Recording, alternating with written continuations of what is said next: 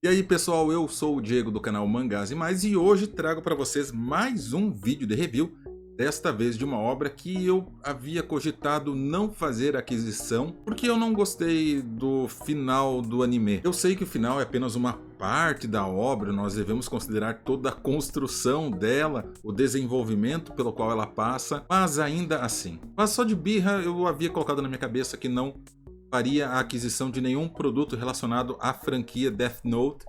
Entretanto, como surgiu uma oportunidade, um precinho muito bom, eu fiz a aquisição ainda no ano passado e agora finalmente li Death Note Short Stories, que é um spin-off de Death Note com histórias que acontecem antes da história principal, do desenvolvimento principal que nós conhecemos, e também histórias que ocorrem depois de todos os eventos de Death Note. Esta obra foi publicada no Japão em um volume único no ano de 2021 e é classificado como um shonen, ou seja, ela é voltada para o público adolescente masculino. Esta aqui que eu mostrei para vocês é a versão brasileira publicada pela JBC no ano passado, ou seja, em 2023, e veio com um preço de capa de R$ 34,90. E nós temos aqui um material que ficou bem encadernado, não posso reclamar da qualidade física. Temos aqui uma capa cartão, o miolo é em papel pólen, as medidas são 13,5 por 20,5 centímetros e conta com 224 páginas. E para dar a minha opinião sobre a arte, os personagens e a história, nós precisaremos virar a câmera, colocar aqui na mesinha, até para mostrar para vocês a arte mais de perto. Porém, antes de fazermos isso, eu gostaria de agradecer mais uma vez aos inscritos aqui do canal. Meu muito obrigado.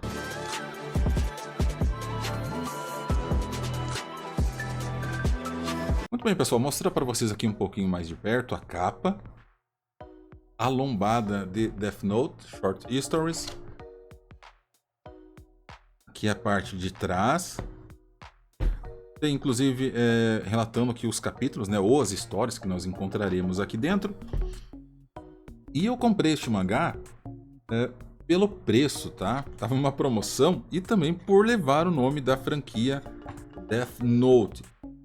Porém, eu não tinha grandes expectativas, mas fui surpreendido positivamente com o que eu encontrei aqui. Então aqui no sumário a gente pode ver que são algumas histórias, né? A história do Sekira, a história do Akira, e tem uma explicação por que destas nomenclaturas aqui dentro. Algumas tirinhas de Death Note, e aqui eu confesso que foi a parte que eu menos gostei de acompanhar. L One Day acompanha um dia na vida do L. The Weymouth House conta basicamente como que o L fez a fortuna dele e o seu interesse repentino em desvendar casos policiais. E pro final nós temos a história de Taro Kagami, que seria o projeto piloto de Death Note. Para quem não sabe o que é um projeto piloto, eu sempre gosto de usar como exemplo os seriados de televisão. Então, antes de produzir uma série, uma temporada completa, é feito um episódio piloto e é verificado a aceitação do público com relação àquele material. Se for aprovado, eles dão continuidade, se for necessário, eles fazem correções, alterações, e é o que acontece na maioria das vezes, e é o que aconteceu também com Death Note. Então, o início desta obra que nos contextualiza no mundo 3 anos após a morte do Kira, ou do Light Yagami. Então, quem não leu ou não assistiu ao anime de Death Note, provavelmente ficará um pouco perdido logo de cara. Então, o que acontece aqui nessa história? As pessoas perceberam que houve um aumento no número de mortes no Japão, simplesmente porque foi reduzido significativamente a expectativa de vida no país. E aqui nós temos um dilema moral muito importante que eu gostei de ter presenciado, e é por isso que eu gosto muito desta obra. Se antes o antigo Kira, ou o Light Yagami, matava pessoas, criminosos, que não queriam morrer, e o próprio Nier, que é o novo L, admite que a criminalidade no Japão, no mundo todo, foi reduzida em 70%, porém, o novo Kira mata idosos, supostamente inocentes, claro, não há nada contra eles formalmente, mas esses idosos eles querem terminar a sua jornada na Terra e postam na internet pedindo pela ajuda do Kira. E isso, como consequência, acabou reduzindo os gastos previdenciários no Japão. Inclusive, há um diálogo entre os personagens aqui em que fica isso bastante nítido, né? Essa divagação, essa questão levantada. É justo o antigo Kira matar pessoas que não queriam morrer, mas que eram criminosos de alta periculosidade, porque não é justo agora o novo Kira usar esses poderes para matar pessoas que desejam a morte mesmo sendo inocentes. Vocês estão entendendo o cerne da questão aqui? Então, não é algo de resposta fácil, de resposta rápida. Exige muita reflexão. Mas deixando toda essa parte filosófica de lado e voltando para a história, ocorre um debate na televisão entre as pessoas que defendem o que o novo Kira está fazendo e quem discorda disso. E aí nós vemos um outro problema surgir, porque mesmo quem não é idoso, né, as pessoas mais jovens, que não têm apego pela vida, digamos assim, pedem ajuda ao Kira. E achei que talvez não fosse um furo, né, do roteiro aqui, mesmo essas pessoas não tendo os seus nomes divulgados, apenas aparecendo a imagem na televisão, eles vão para a terra do pé junto. E sim, eu estou usando aqui alguns termos para evitar que este vídeo tenha pouco alcance aqui na plataforma. E é muito interessante como o Nier, que é o novo L, consegue lidar com a situação, mas é claro que eu não pretendo mostrar isso para vocês aqui para não estragar a experiência de leitura. Já na segunda história, é sobre o Minoru Tanaka, e após os eventos narrados na primeira história aqui, ele recebe a visita do Ryuka, porque ele pensa que o Tanaka é o melhor aluno do fundamental de todo o Japão, assim como Light Yagami foi.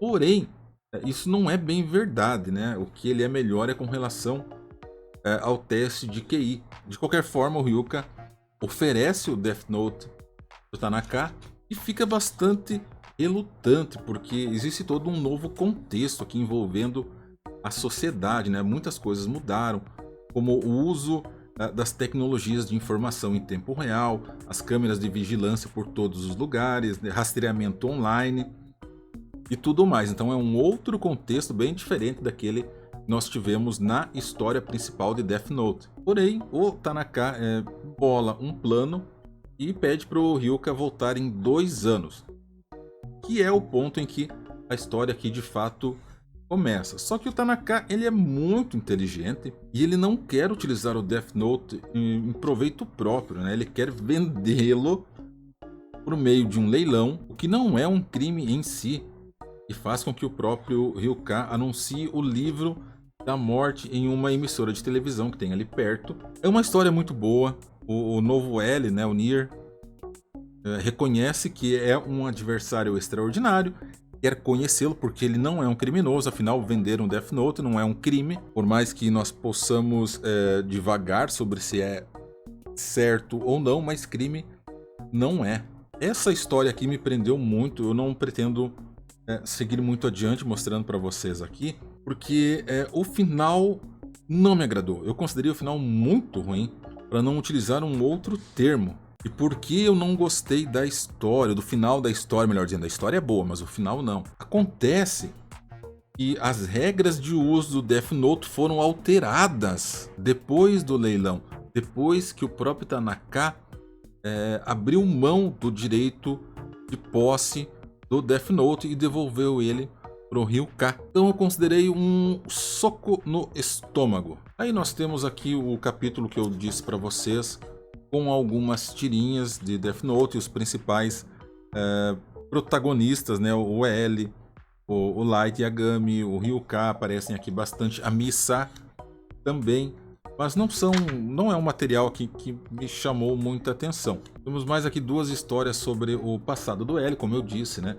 Um sobre a vida normal dele, como seria um dia na vida do L, e o outro sobre como ele finalmente começou a...